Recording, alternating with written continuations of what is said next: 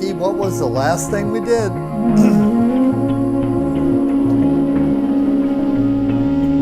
So get in position.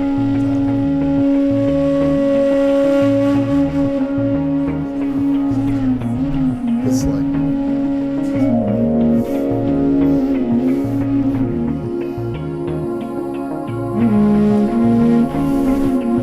So after Salnong, so we're starting right here. Okay, Dak Wu Cow. Dak Wu Cow.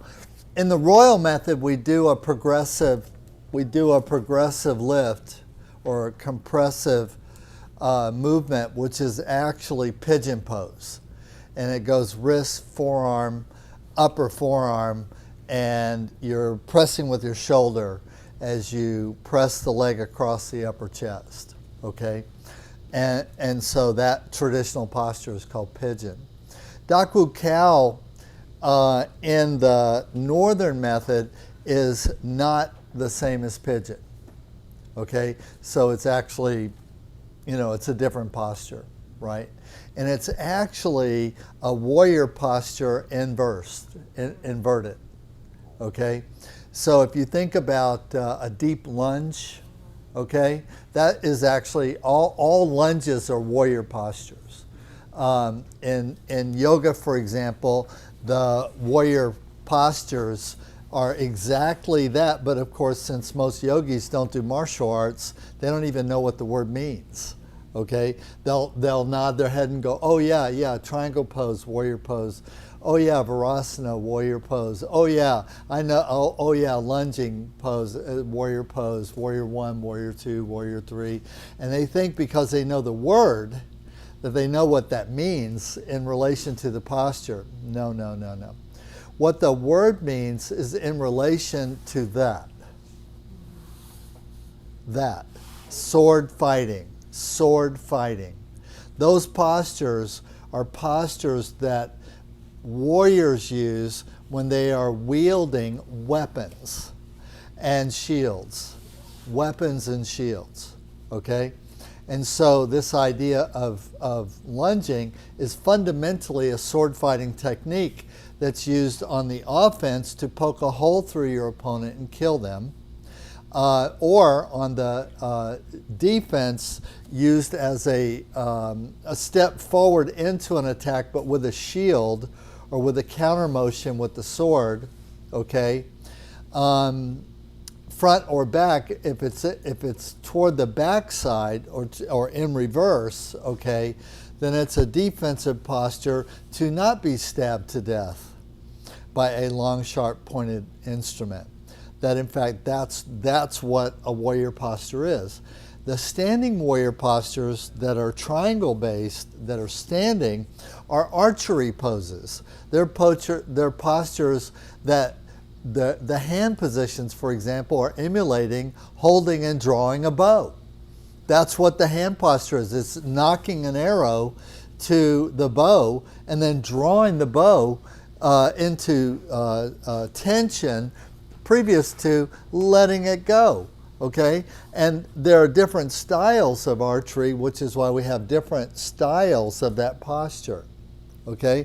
Whether it's a longbow, as in like an English longbow, which is also very, very similar to the Kyojitsu bow used in Japanese Buddha archery, which is a long, straight bow.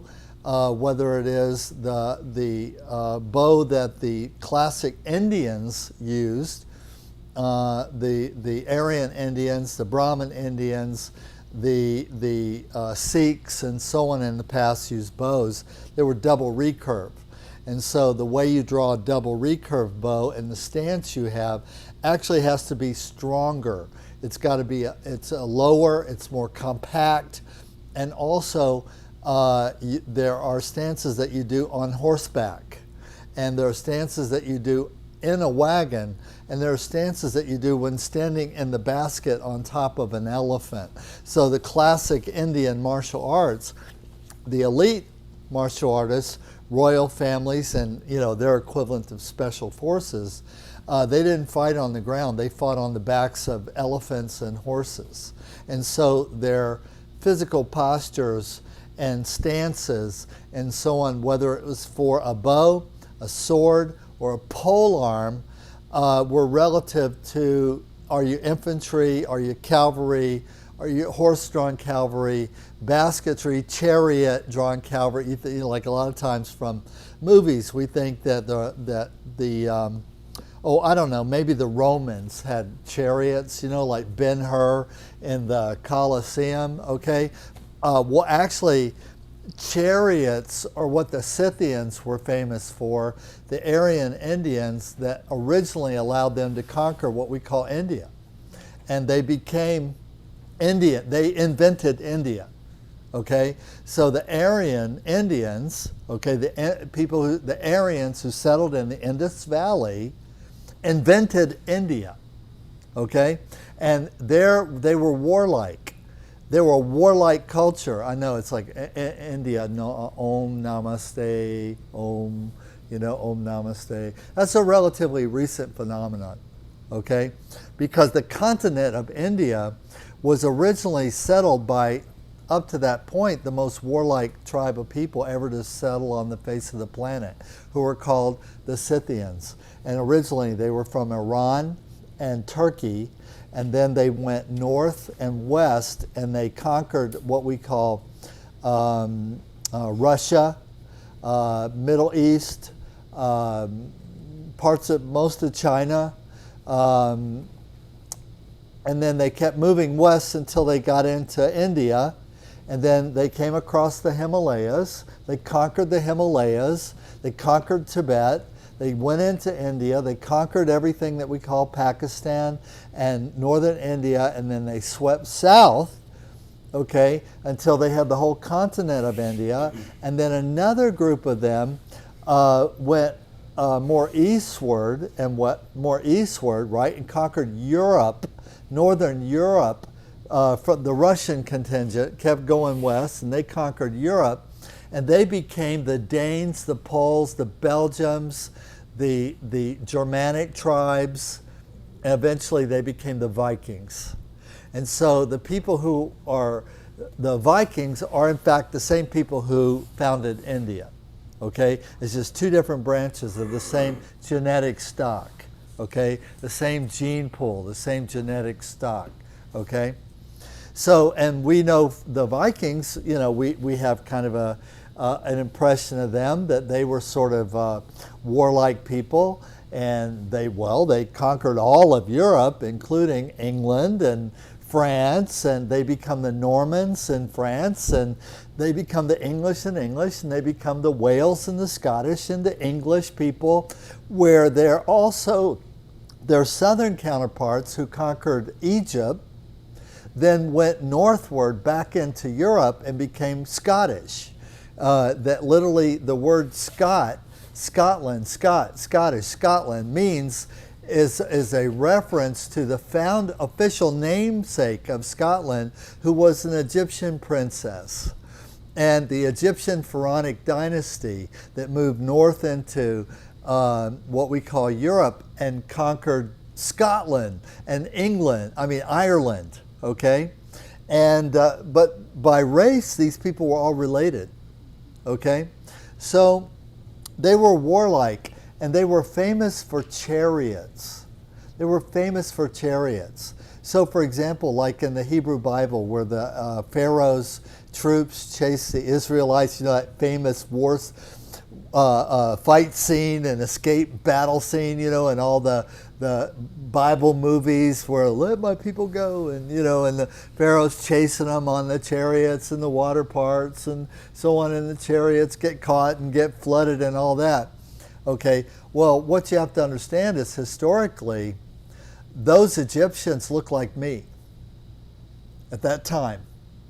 Okay, that's what they look like. They look like They look like Scythians, tall, blonde, fair, blue-eyed, brown, and they were blue eyes, right? Which is a recessive gene. You got to have a lot of people to have a dominant culture that has blue eyes.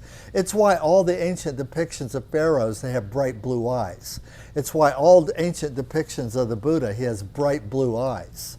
all the depictions of the ancient Hindu Brahmins, they are tall, they're fair, and they have bright blue eyes. It's a recessive gene, okay? So you got to have a lot of people to maintain through, you know, like in my family, 11 generations. My 11th great grandfather, Wakandajka, it's anonymous, that's actually his name, which means Big Thunder. Okay, the painting of him that's in the Liberty Museum in downtown Philadelphia he's fair, and he has kind of sandy blonde hair with bright blue eyes.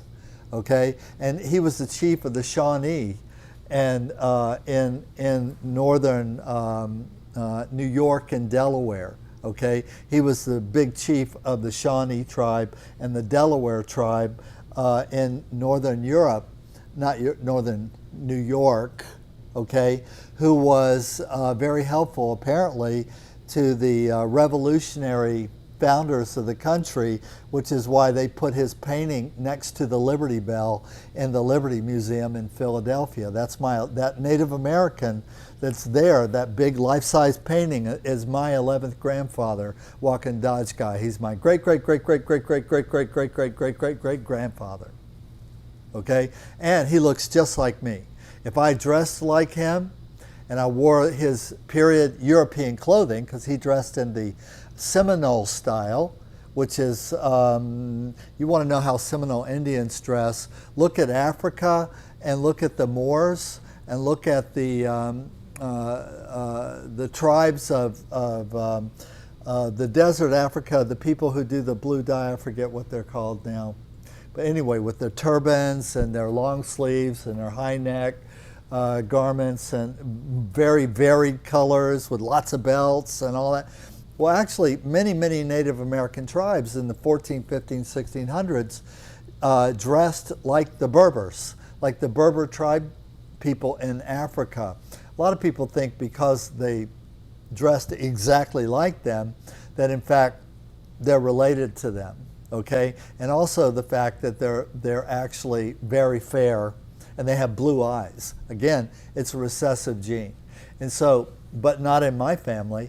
My 11th great grandfather had blue eyes, his son had blue eyes, his son's son had blue eyes, my great grandfather had blue eyes, my grandfather had blue eyes, and I have blue eyes, and my son has blue eyes. Okay? And so it's not, you know, in our family it's not recessive, but in our DNA, my DNA goes back to Scotland and then goes to India and then goes to the Middle East. You know, so if I which I've done this on two different DNA references, Ancestry.com and actually three, Ancestry.com, 23andMe, and one other, and they all show pretty much the same pattern of it's called haplogroup migration for my family.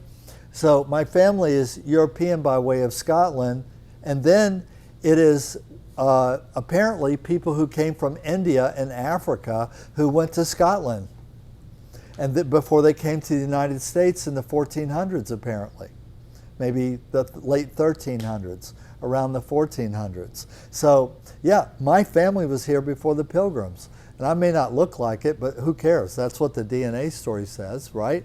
It's, you know, you can't lie about the DNA. See, that's the thing. You can't fake it, right?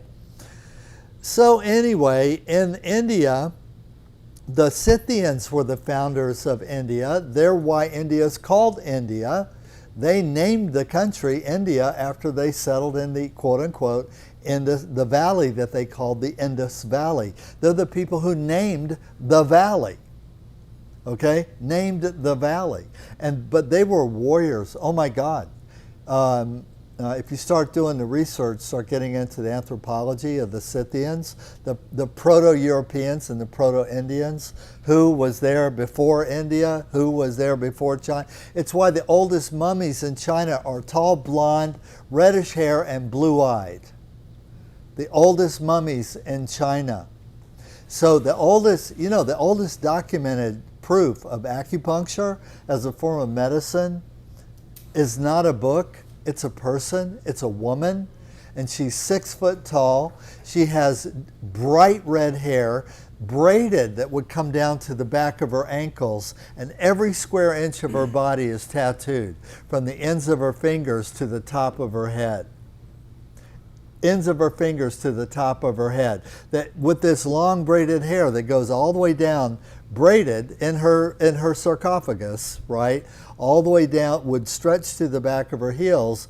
That she was tattooed with acupoints on her head before she grew her hair long, because the kanji, when they x-rayed her head, they could see the characters etched on top of her head with the acupuncture points on top of her head and all over her face, and the meridians on her face and down her throat and down her arms and down and so on. And genetically, she's from Scotland. Where's this at? China, northern China, on the border of Mongolia and western China.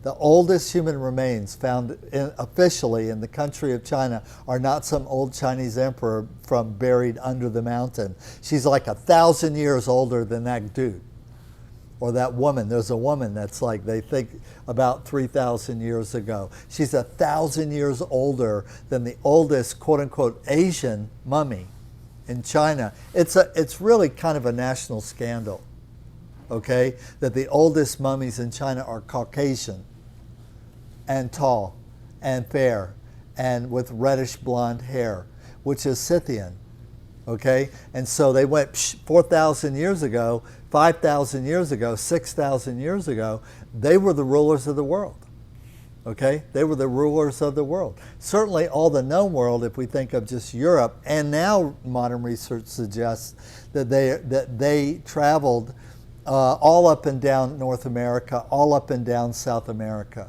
on both coasts, all up and down, all up and down, all up and down.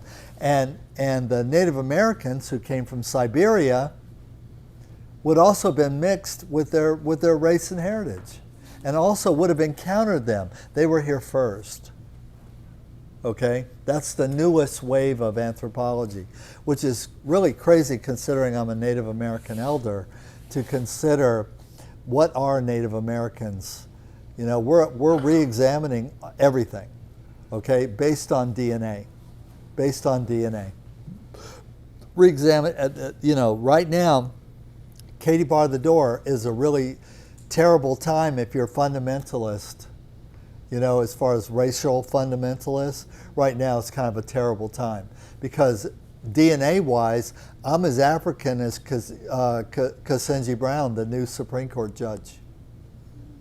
By DNA, my heritage is just as African as hers is. You know, so technically, I could wave my DNA around and I could identify as African. Okay? I'm not going to do it, but it's a fact. Okay? But back to the medicine and back to the yoga. So the Scythians were warlike. They conquered the whole rooftop of the world through war. Okay, but then they also, conversely, were really good traders, really good farmers, and they were amazing artists. So how about that? What a package. They were the best and most fierce and most deadly warriors in the world, and the best artists, musicians, fabric manufacturers, and farmers, and had the most sophisticated modern scientific methodologies of farming. And they had incredible vehicles, okay? And they invented the chariot. Okay, we believe now that's where where the Egyptians got the chariot, that's where the Romans got the chariot, that's where they got it from the descendants of the Scythians, who were pre-Etruscan, pre-Roman, okay, pre-Egyptian, everybody. And in the Mahabharata, they talk about the Scythian chariots being innumerable, that when the Indus Brahmins would field the battle, would field the plains of battle, that their chariots with their horses were beyond count as far to the horizon. Beyond count and as far to the horizon. Boy, terrifically fierce type of description, right?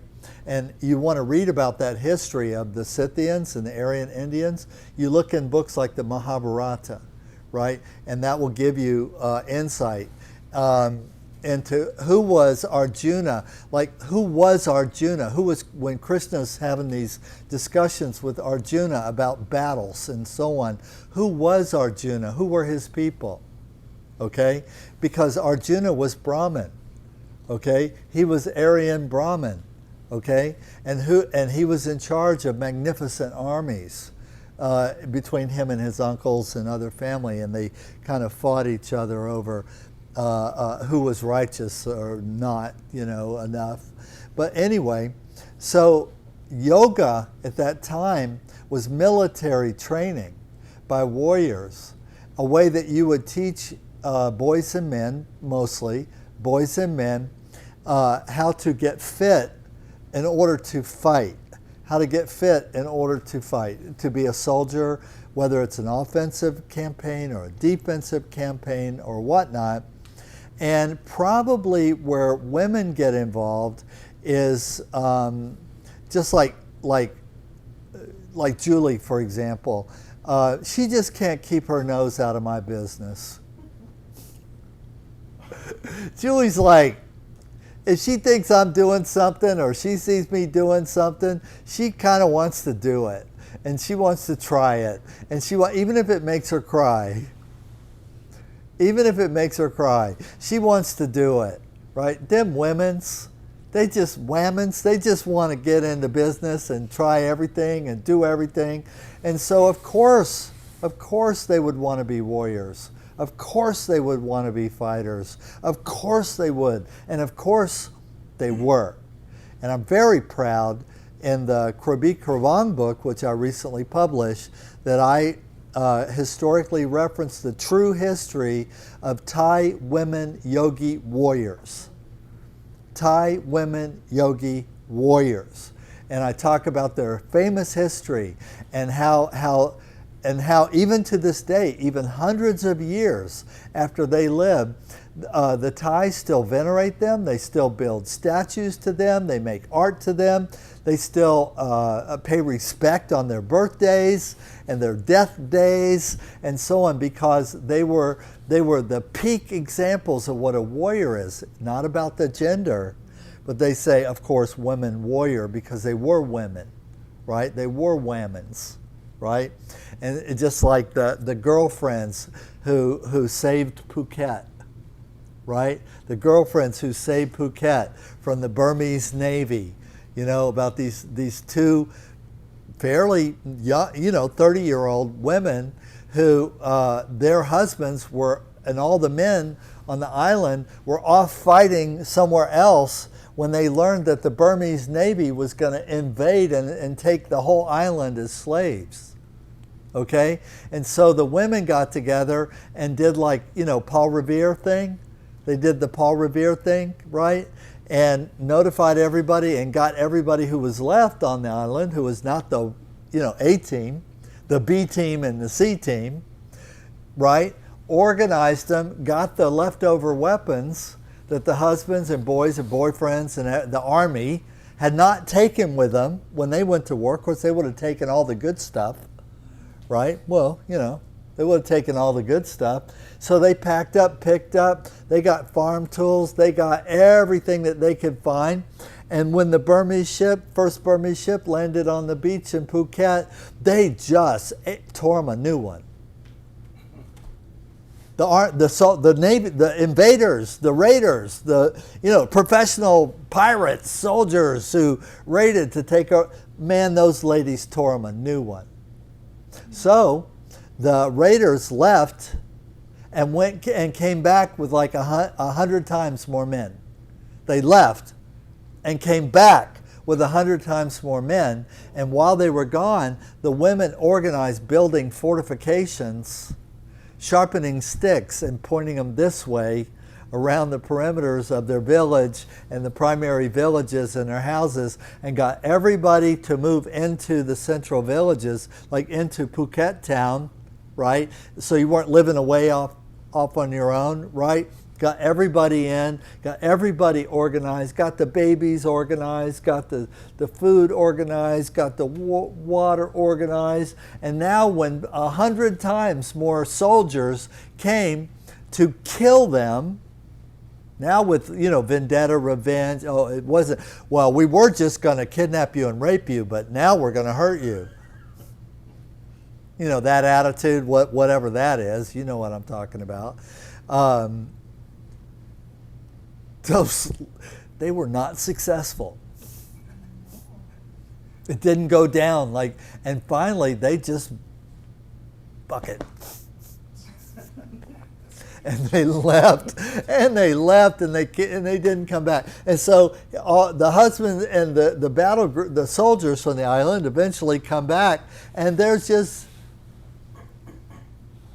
the women had gathered up the bodies and cremated them like good Buddhists, and they did honors for the soldiers they killed and all that. It's a very Thai thing, and for the soldiers they killed and all this, but they left all their armor and their cannons and their guns and burned boats and all. And so when husband comes home from his travails or whatever he's been, they're like,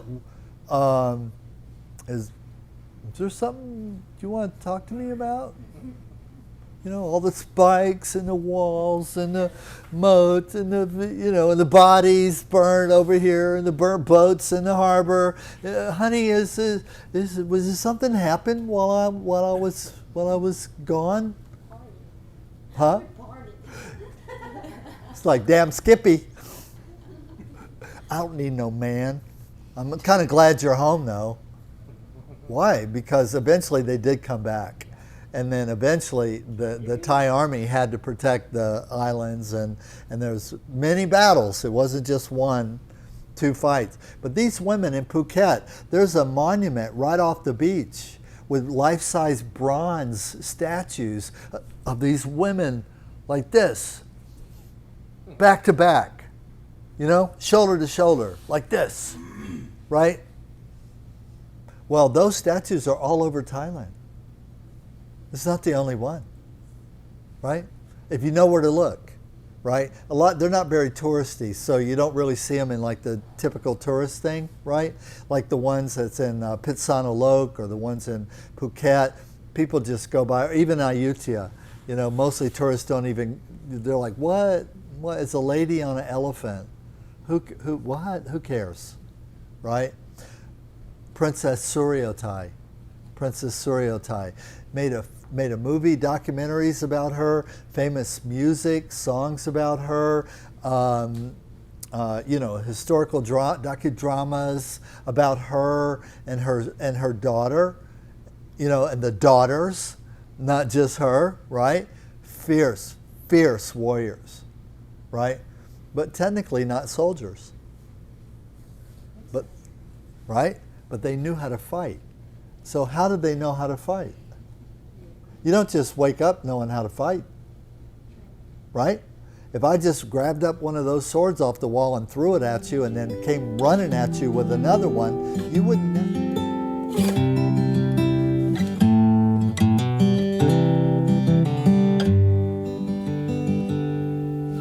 Always find joy in the smallest of things. That is what we found in you. Oh, you are joy. Never give up when the going gets rough. Hope is everything you need. Oh, you are hope. Oh, you are hope. And don't forget you're not alone. The Holy Spirit wants to guide you on. The journey, child, will never end once your heart's been marked by a love for